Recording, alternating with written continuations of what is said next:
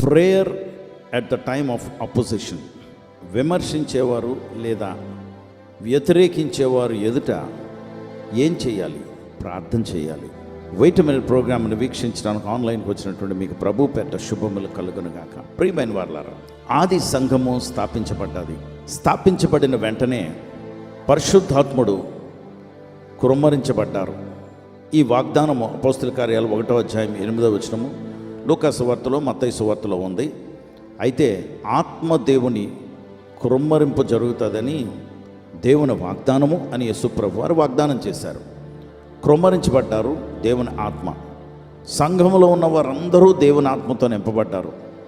అయితే బహుధైర్యముతో సేవకులు నిలవబడి సువార్త ప్రకటించడం మొదలుపెట్టారు. ప్రకటించిన వెంటనే అక్కడ జరిగిన విషయం ఏంటంటే 1000 మంది రక్షింపబడిపోయారు. మొట్టమొదటి ప్రసంగానికి 3000 మంది రక్షింపబడ్డారు. అపోస్తల కార్యాలు 4వ అధ్యాయం ఈరోజు మనం ధ్యానం చేయబోతున్నటువంటి ఆ అంశము ముందే, అంటే ముందు వచనాలు, మొట్టమొదటి వచనాల్లో మనం జాగ్రత్తగా చదివితే 5000 మంది యాడ్ అయిపోయారట సంఘానికి. అంటే రెండో ప్రసంగానికి ఎంతమంది? 5000 మంది.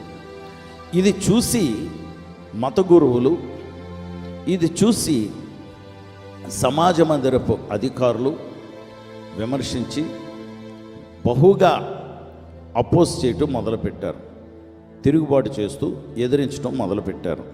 అయితే ఎప్పుడైతే ఈ ఎదిరింపులు స్టార్ట్ అయ్యాయో అప్పుడు ఏం చేయాలో తెలియక ఆది అపోస్తులు అందరూ కూడా మేడగదిలో కూడుకుని మరలా ప్రార్థన చేయటం మొదలుపెట్టారు.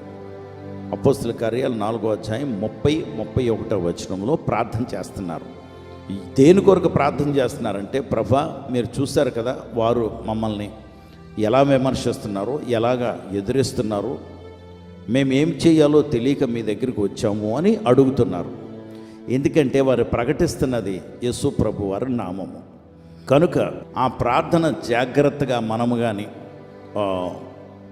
సర్జరీ చేసి చూస్తే, అన్ప్యాక్ చేస్తే అందులో ఏముంటుందంటే, యేసయ్యా మేము నీ నామమున మేము ప్రకటిస్తున్నాం కదా, కానీ మాకు ఎదురవుతుంది చాలా విమర్శ కదా, మీకు తెలుసు. ఇప్పుడు మేమేం చేయాలి ప్రభా?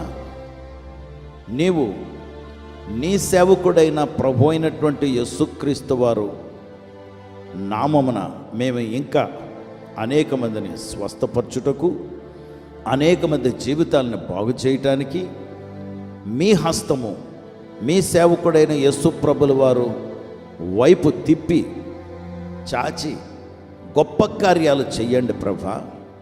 బహుధైర్యముతో మేము మీ వాక్యాన్ని ప్రకటించడానికి మాకు అవకాశం దయచేయండి ప్రభా అని ప్రార్థించటం మొదలుపెట్టారు.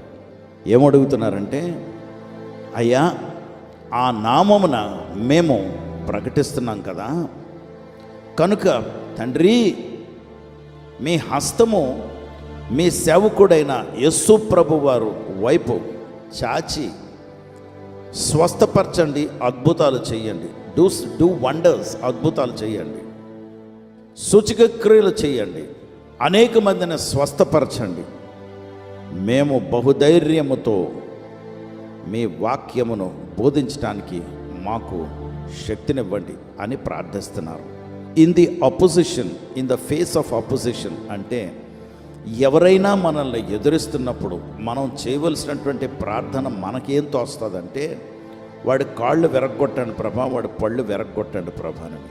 దేవుని బిడ్డలారా, కొన్ని సంవత్సరాల క్రితం ఓ ప్రాంతంలో నేను ఇలాగే సువార్త ప్రకటిస్తుంటే ఎవరో నేను కొంత అసభ్యకరంగా మాట్లాడుతున్నాను అని నా మీద రిపోర్ట్లు ఇచ్చారు. రిపోర్ట్లు అందుకున్నటువంటి వారు నన్ను క్రిస్మస్ ముందు రోజు, క్రిస్మస్ తర్వాత రోజు వారు ఎదుట నిలవబెట్టించారు. అధికారులు ఎదుట యేసు ప్రభుల వారి నామమును నేను ప్రకటిస్తూ ఉంటుండగా నేను చేశాను తప్పు అని అక్కడ నన్ను నిర్దోషిగా నిలవబెట్టారు, దోషిగా నిలవబెట్టించారు. దేవునికి మహిమ కలుగును గాక. నిలవబడ్డ తర్వాత, అయ్యా నేను చెప్పిన మాటల్లో కానీ, నా జీవిత విధానం కానీ ఎక్కడైనా ఏ తప్పైనా జరిగితే లేదా నేను చేస్తే నన్ను మీరు ఏ శిక్షకి పాలు చేసినా నేను ఒప్పుకుంటానండి.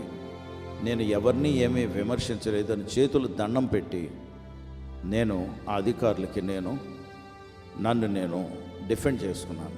దేవుని బిడ్డలారా, సరే అక్కడ ఏం జరిగింది ఏంటి అనేది ఇంకొక సారి దానిని నేను వివరించడానికి ప్రయత్నిస్తాను. కానీ చేసింది ఏంటంటే, నేను ప్రార్థన తర్వాత వచ్చి ప్రభా వాళ్ళ కాళ్ళు విరిగిపోను కాక, వాళ్ళ చేతులు విరిగిపోను కాక, వాళ్ళ పిల్లలు ఎలాగైపోను కాక అంటే చాలా మెల్లనైనటువంటి స్వరంతో తెల్లవారుజామున యేసు ప్రభు వారు మాట్లాడుతున్నారు. ఏం చేస్తున్నావు నా కుమారుడా అని ఏడుస్తూ కంప్లైంట్ చేస్తున్నాను. ఇది చూడండి ప్రభా ఏం చేశారు అని. నిన్ను నేను ఆశీర్వదించడానికి పిలిచాను కానీ శపించడానికి కాదు. శపించే ఆ డ్యూటీ, శపించే ఆ రెస్పాన్సిబిలిటీ, ఆ బాధ్యత నాది, నేను చూసుకుంటాను అన్నారు. నిజంగా చాలా బాధపడ్డాను. కానీ యేసు ప్రభు వారి మాట నేను కాదనలేను. అందుకే ప్రార్థన మార్చి, ప్రభా వారిని ఆశీర్వదించండి, వారిని క్షమించండి, తెలియక చేశారు ప్రభా అని ప్రార్థన మార్చాను. దేవుని బిడ్డలారా, ఈరోజు అదే ప్రార్థన మీరు చేస్తారా? మిమ్మల్ని మాట్లాడుతున్నటువంటి వారు, కోడలమ్మ మీ అత్తగారు మిమ్మల్ని మాట అంటున్నారే, మీ ఆయన మిమ్మల్ని రకరకాలుగా విమర్శిస్తున్నారు, మీ పిల్లలు మీకు వ్యతిరేకంగా మాట్లాడుతున్నారు, ఒంటరితనంగా ఉండి నువ్వు చేయవలసింది ఇదే ప్రార్థన. ప్రభా నన్ను క్షమించి ప్రభా. ఇరుగు పొరుగు వారు నిన్నేమన్నంటే తట్టుకోలేకపోతున్నామే, శపించుకో, ఆశీర్వదించమని ప్రార్థన చేయి. ఎందుకంటే బిలాము ప్రవక్త ఇలాగే ఇజ్రాయెల్ ప్రజలను చూసి శపించడానికి నోరు తెరిస్తే నోటంట ఏమొచ్చింది తెలుసా? ఆశీర్వాదం. అందుకే ఎవరైనా నీ మీద శాపాలు పలికినా వాటిని ఆశీర్వాదాలుగా తిప్పగలిగిన వాడు మన దేవుడు. దేవుడికి అప్పచెప్దాం, ఆశీర్వదిస్తారు. నువ్వు కూడా ఇతరుల్ని ఆశీర్వదించి కానీ శపించుకో.